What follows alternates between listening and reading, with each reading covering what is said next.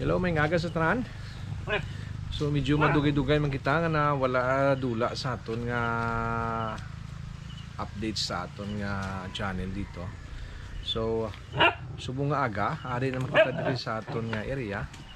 Kung makita ninyo, medyo mataas na ang ating mga puno dito.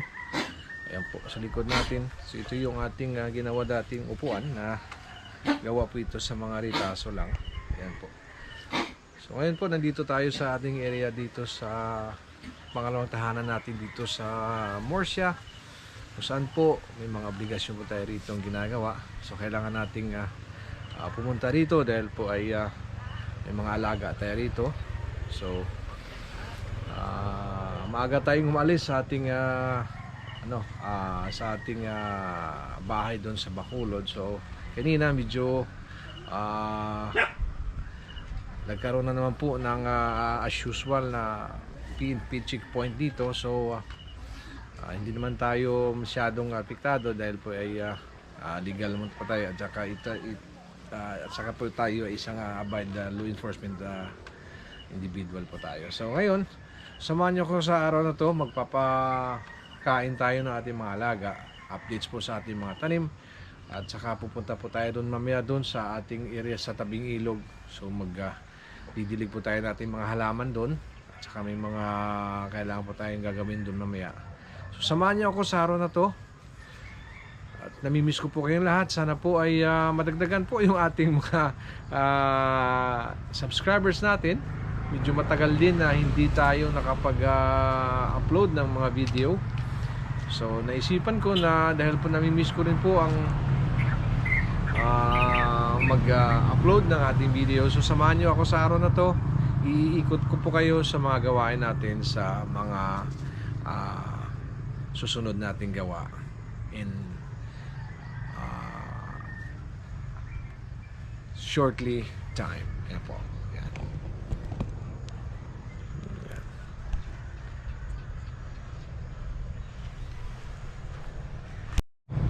So ito na po yung ating area rito. So kung makikita nyo dati sa mga dati nating video, so ngayon po ay yung ating bahay hindi na po makikita dahil po sa ating mga tanim na nagsisilakihan na po sila. Ayan. So ito pong area natin. Kung kayo po ay nakapagsubaybay sa ating channel dati sa mula ng umpisa, ito po ay puno po ng tanim na tubo. So ito yun po yung mga umpisa natin dito. So dahil po ay mahilig tayo magtanim, magmula nang mag-umpisa, nagtanim kami rito. So ngayon yung mga tanim natin dito, ito na po sila ngayon. Ayan na po. So makikita nyo yung ating bahay, andun yung tuktok na makikita. So ito po. So mga matataas po yung ating mga halaman dito. Tanim natin mga prutas, lansones, rambutan, barberry, papaya, avocado, langka, ayan, jackfruit, ayan, niyog. So samahan nyo ako, mag-ikot tayo sa likod. Magpapakain tayo nating mga alagang mga manok. Updates tayo. So as usual, yung aking mga alaga ritong aso, yan po si Macy. Yan si Macy. Ayan po yung aking isang paborito, special na alaga ko rito, Maya, come here. Ayan si Maya. Ayan po si Maya. Ayan. At saka Maxi Boy. Ayan si Maxi Boy. Ito yung mga tao natin dito sa ating bahay dito na pangalawa. Ayan po yung mga alaga natin. Mga kasama ko po rin sila dito araw at gabi. Yung po natin, walang laman ngayon. Ito. So ito po yung mga halaman natin. So yung ito yung mga pinagkakabalahan ng ating may bahay pag siya nandito sa ating area. Ito. So ikot tayo dun sa likod. So ito yung ating mga mahal na mga alaga. Ayan po. Ito po yung routine natin sa umaga. Ito, sinusundo na po nila tayo dahil po alam nyo na gutom na po sila. Ayan. Ito. So ito yung mga alaga natin maliliit dati. Ito na sila ngayon. Ayan. Sa umaga ito yung naghihintay sa akin dahil po sila ay kakain na. Papakain tayo sa kanila. Ito yung mga RTL natin dito sa loob. Ito. So, sisilipin muna natin sila. Ayan, oh. Yan, medyo gutom na rin po sila. So magpapakain tayo, papasok tayo sa loob. Ito, at saka magpapakain din tayo ng ating mga alagang Rhode Island native na manok. At saka Shamo. Ayan. So, saglit lang. Pakain, bubuksan natin yung ating case lid sa loob. Ito, papakain na tayo rito. Unahin natin yung ating mga itlog na manok. Yung mga ating dito.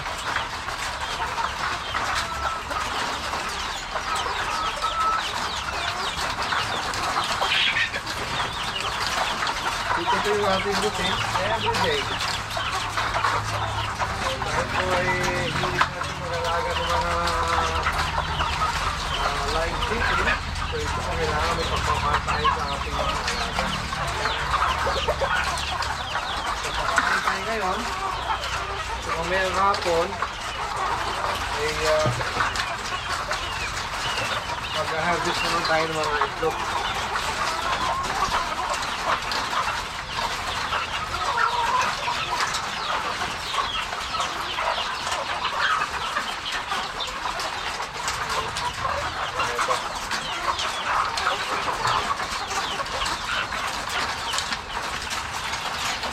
Gutom na yung mga alaga natin.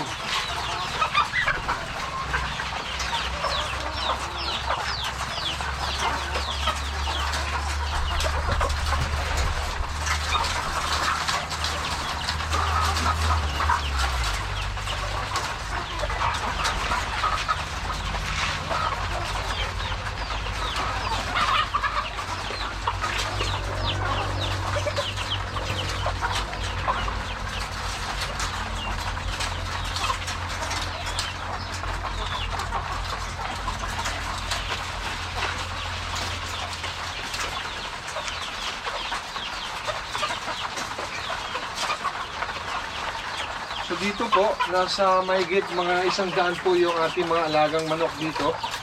Including po doon sa ating mga native at saka itong RTL natin nasa almost 100 po ito. Tapos yung mga alaga natin sa labas, siguro mga more than, siguro almost 30 dito silang lahat. So ito po yung ating mga pinagkakabalahan dito sa ating area. Ito ay dalawa pong area natin. Meron tayo doon sa may tabing ilog, meron tayo rito, at saka yung ating bahay doon sa may Mamulo. So yung pagkukuha po nila, meron po itong measurement sa mga nag-aalaga din po, alam nito. So meron pong measurement ng ating kukuha. Dahil po pag ito'y sumobra po, hindi po maganda doon sa cycle ng pangitlog nila. So pag sumobra po, medyo lumalaki. Meron po tayong isa rito, ayun po, hindi po siya nakakatayo na dahil po medyo mabigat na yung katawan. So ang gagawin ko rito, ayun. Ang gagawin ko rito, isisipirit ko po ito. So ano na nakakalakad, no? So hindi siya nakakalakad, hirap siya maglakad. So gagawin ko, isisipirit ko po siya doon sa kabila para at least po makakakain siya ng maayos.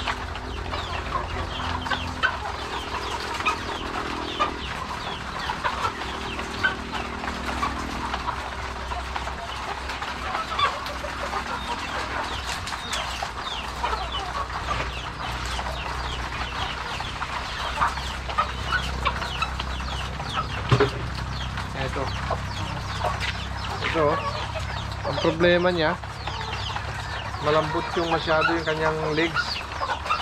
Dahil po siguro, dahil po sa medyo masikip na masyado, hindi po nakakapag-stretch yung legs nila. Hindi siya nakakatayo ng maayos. So dadalhin ko doon, ililipat ko sa kabila para at least makaka-recover siya. Kaya siya lang mag-isa. Hindi sila lagi nadadaganan yung mga kasama niya. Ilipat natin ito sa kabila yung isa.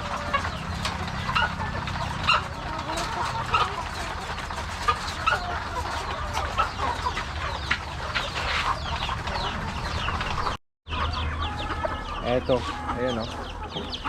So binigyan natin sila ng pansamantala mo ng pagkain para mapigil yung sunod-sunod nila sa atin. Yan, So marami na po sila ngayon. Ito. Yung ating mga pandang na Rhode Island. Ayan po. Marami na sila. So ngayon may mga itlog na po sila. Marami na pong itlog. So dahil po yung ating Rhode Island ay hindi naman po ito naglilimlim, ang ginawa natin po, pinagpalit natin yung ating itlog sa Siamo, pinagpalit natin doon sa itlog ng Rhode Island. So yung ibang itlog na native, kinukonsumo natin, at least ito ay organic. Ayan po, no? So yung ating isang manok na naglilimlim dito, ito po yung ating Siamo. Ayan po. So yung mga eggs natin na pinagpalit, ito, yung mga sisyo natin, ayan, oh, marami na naman, oh. So yung mga eggs natin na pinagpalit natin, ito lang dito, ito, so walang laman ito. Yung mga eggs natin, ayan, oh, so merong tatlo na lang muna dahil po pinalit natin dito. Ayan po sa Rhode Island po natin. Yung isa nating manok, kung saan nangingitlog, ito po, ayan, oh. Ayan, may dalawang itlog din po rito. Ayan, dito sunod-sunod sila sa akin dahil po nagugutom na sila. Ito, papakain muna tayo yung ating mga nangingitlog na manok, tapos papakain natin itong ating mga native at saka Rhode Island na mga manok. Ito na, pakain na naman tayo sa kanila. Ayan, oh.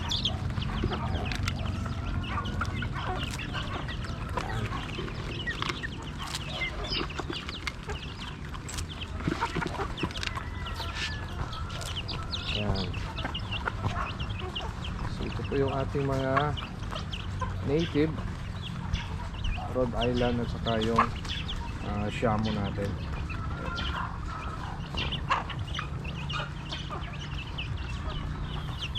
Ayan.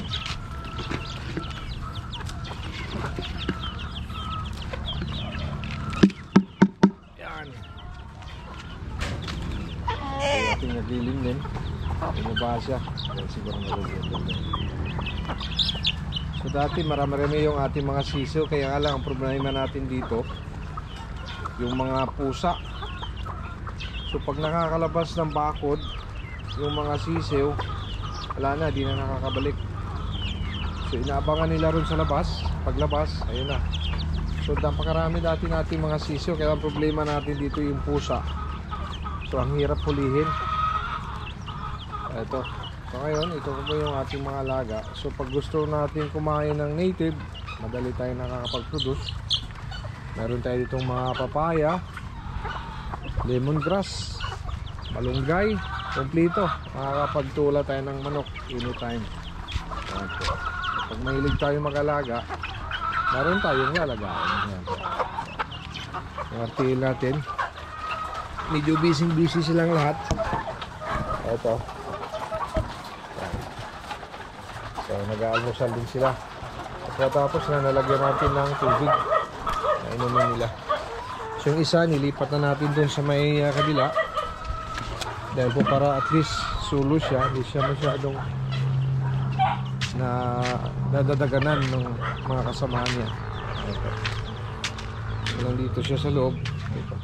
So itong ginagawa ko, pag once na medyo weak yung ating alaga, ginawa ko, ina-isolate ko po sila, ililipat ko po rito. Tapos pag medyo magaling na, binabalik natin doon sa loob para at least ang cycle nila makakapag produce na naman sila ng mga eggs. So yung mga ito yung paitlogan natin dito sa loob. Ito. So dini ko na lang lagyan ng pinto para at least in and out na lang po sila. Ito. Ayan. So, yung ating mga tanim din dito, yung ating kamuting kahoy, medyo naglalakihan na rin. Ito, meron tayong kainito rito. So, yung malunggay, ito yung ating malunggay. So, meron tayo ditong kalamansi. Yung kamuti natin, medyo hindi maganda ang tubo niya dahil po kinakain ng ating mga alagang manok. Kinukutkot nila yung lupa, ay naglalabasan yung mga laman. So, yung ating pidada rito, ito, sili. Ayan po, medyo mainit na ngayon. Tinutuloy-tuloy natin yung pagdidilig dahil po ay natutuyuan yung lupa. So ito pong area na to, ito yung kay sister-in-law ko. Inalagaan natin dito. Nagtanim din ako rito ng mga maraming papaya. Ito yung ating mga punla, hindi pa natin nalipat. Medyo nakakaramdam na siya ng init. Ito mga papaya sa gilid. Ayan mo mga kamuting kaya natin, naglalabasan yung mga laman. Ayan o. Ito meron pa pala isang laman ng kamote oh. Ito. Yan. Ito yung laman. So gagawin yan, papakain na natin sa ating mga alagang manok. Yung kamuting kahoy natin hindi kayang kainin dahil marami masyado. Sabi ko nga, pag may pupunta rito, pag gusto nyo kumain, magpasabi lang kayo. Magluluto tayo ng kamuting kahoy. Daming kamuting kahoy dito. Ginawa na nga lang pakain doon sa ating mga manok. Kaya masyadong organic. Ito yung mga papaya natin na tinanim natin dito. At tapos may pagkakabalahan dito si Nining pag umuwi. Ito yung mga kasasabing kamuting kahoy, naglalabasan yung laman. Ayan ayan, naglalabasan na yung mga laman. Hindi natin kayang kainin. So yung mga kapatid ko pag pupunta rito, ibibigyan ko.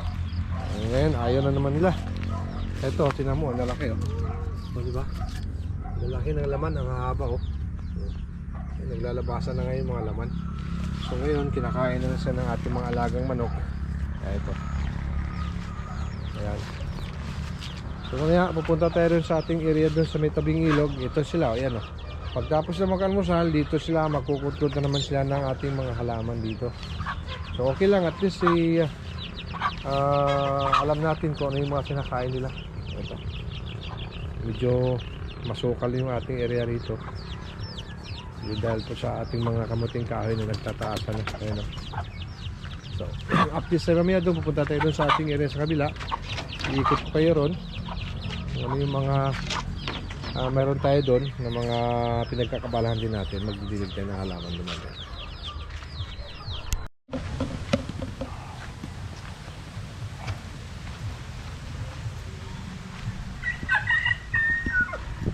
So, ano yun? Muna nga ito nalagyan kung magpanaog today.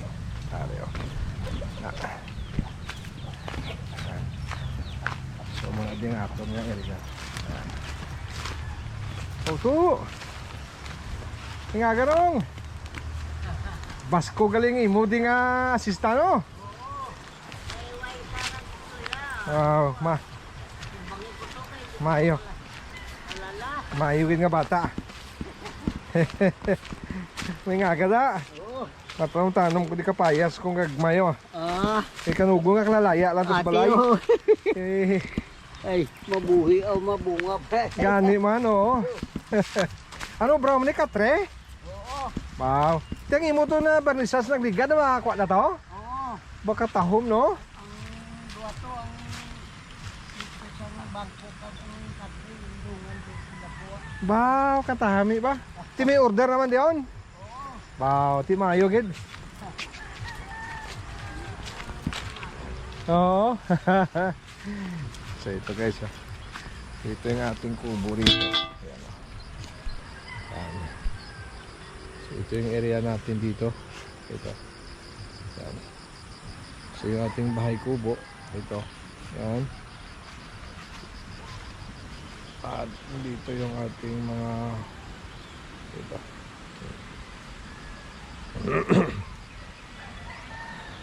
So ngayon magtatanim tayo ng ating papaya. Pasok tayo muna. So ito yung mga tanim natin nakaraan. Ito. So ito yung ating bahay kubo.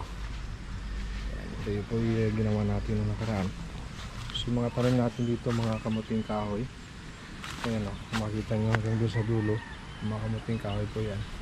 Yung ating saging na saba. Ito na rin. Ito. So tanim tayo rito ng Madre Cacao. Ayan parang dagdag doon sa bakod natin. Ito, yung mga kamuting kahoy natin dito sa likod. Ayan. So, malalaki na. Ayan. Ayan. So, yung ating sitaw, meron tayong mga sitaw dito. Tinanim natin. Ayan. So, ayan. Sitaw. Ito yung ating ipil-ipil. Ayan o. So, ayan. So, marami tayong mga tinanim dito. Ayan o. Ayan. So, meron pa tayo dito. Pula pa rin po yan ng ating papaya. Ito.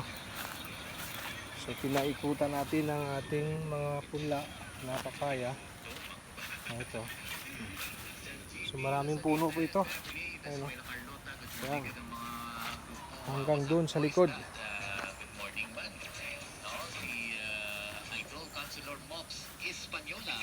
So hanggang sa muli, samahan nyo po ako sa ating mga susunod na naman mga updates dito sa area natin dito sa tabing ilog at saka doon sa area natin doon sa tabing kalsada. Ayan. So yung isa, nilagay natin sa may tabi ng malaking bato. Ang bato.